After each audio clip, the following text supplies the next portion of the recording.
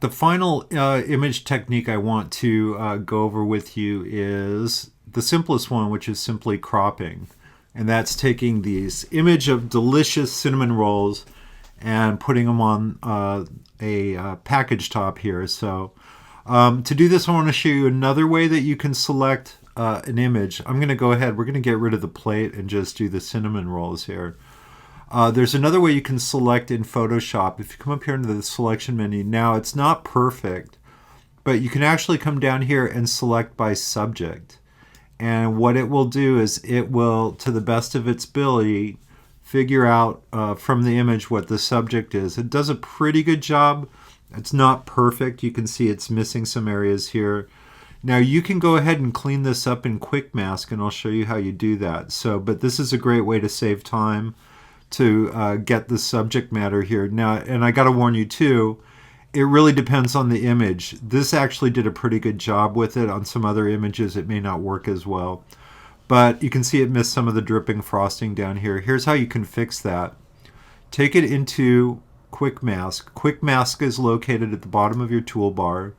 And again, I always use this green color as kind of my selection color. And if I zoom in here, first of all, you can see there's a little window here where we can see the plate. We can get rid of that. And it's very simple. What you can do is just, again, you're in Quick Mask, you can just paint this in or out. If you paint with black, you can add in the little drip here. If I switch to white, I can get rid of this little bit. If I come down here, switch back to black, I can go ahead and maybe get a smaller brush here using those keyboard commands with the bracket keys on here. And again, here I can go ahead and get the gooey beauty of this here, fill this in, it missed that. So it's always a good idea to spin around here. And like I said, it's not exact, and you can clean it up using your brush tool. So I'll get some of that, come over here and get this as well. And what I may want to do, let me spin around here and get the frosting first. And seems to have done pretty good on the rest of it. Let's take care of this window first. I'm going to paint first with white to get rid of the window. And I'm not worried about, I find it easier to get rid of it first and then clean up the edges afterwards. So I got rid of the window. Now I'm going to switch to black, and I just use the X key to switch back and forth. And now I can kind of paint this back in pretty quickly. And again, if I was doing this for a real job, I would take the time and be much more precise with it. I'm just showing you the technique. I would certainly appreciate that you guys take your time and get as clean a mask as you can on here.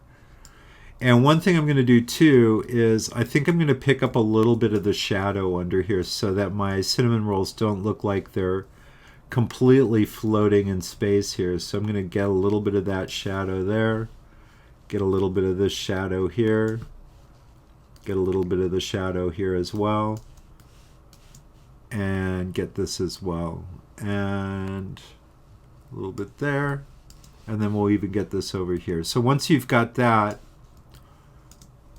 what we can do is go out of Quick Mask. So you click on Quick Mask again, then it's a selection, and now what we're going to do is mask out the plate in the background on here. And once I have this selected, it's pretty easy to do.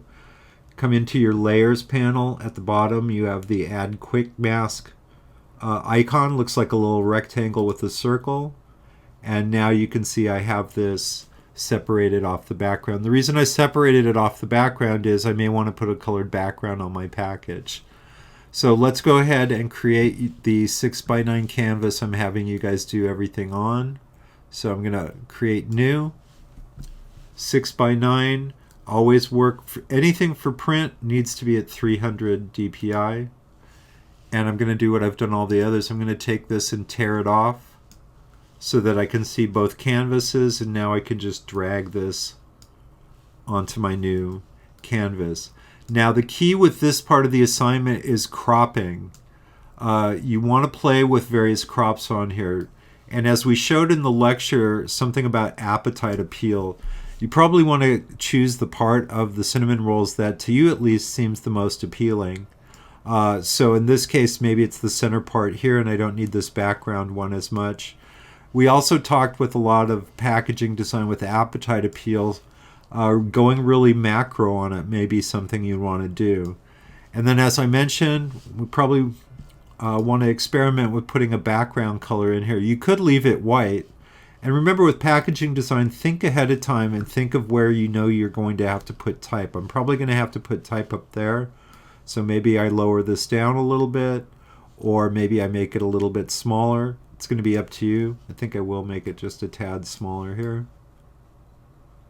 And then the background color, that's going to be up to you. There's a couple strategies you can use. You could leave it white. There's certainly nothing wrong with that.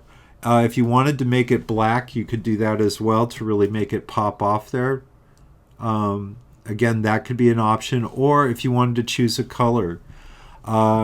We'll be talking more about color in the coming weeks, but what you may want to do, the cinnamon rolls are kind of all in this orange range, so one idea might be to go with the idea of complementary colors. So on the color wheel, the opposite of red is blue. Now a really, really bright, vibrant blue might be too much. It might overwhelm your images. So I'm going to come in here and kind of choose more of a steel blue color, and then I'm going to fill that background in. Now you can fill it in this way as I've been doing it.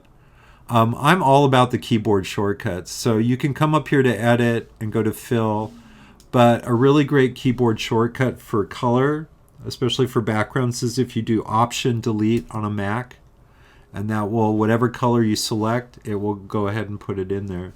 Now I can look on this and see my mask isn't really great.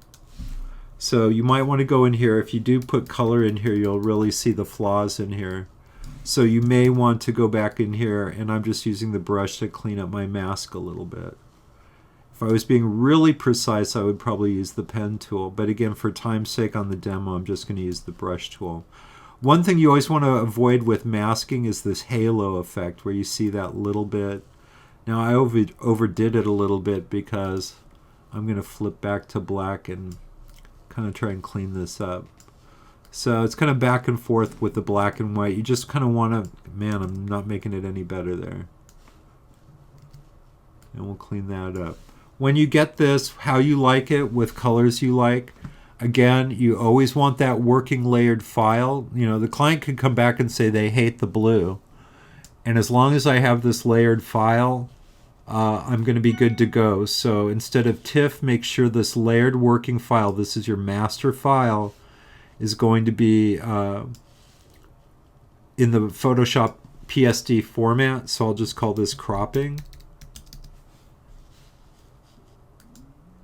And once I've saved that, we can go ahead and make the TIFF that's going to go in the document. So again, flatten everything.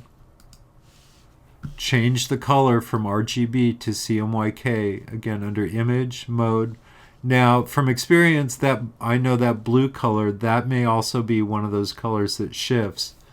CMYK has a really hard time with bright pastels, but it also has a little bit of a problem with desaturated colors. So let's see what happens when I save it. Actually, wasn't that bad. So we'll go ahead now that we've converted it, we're going to save it in that TIFF format. So find your TIFF folder, make sure you change the format, and then we'll go ahead and save it. And then all you have to do is create a document with all your images in it.